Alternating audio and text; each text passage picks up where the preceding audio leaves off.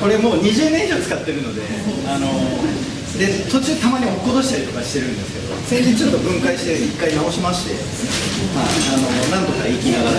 さあ次ですね、お届けします曲は今度はディズニーの「ピノキオ」から「星に願いを」お届けしたいなと思います。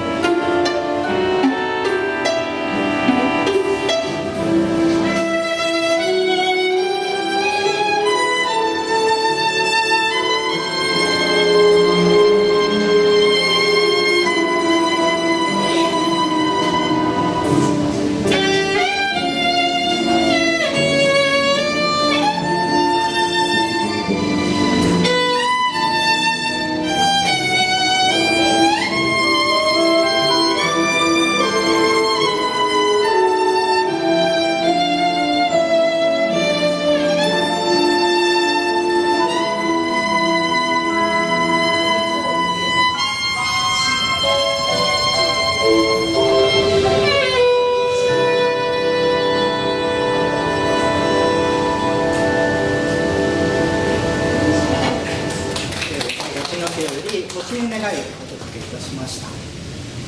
はい、あと2曲ですね。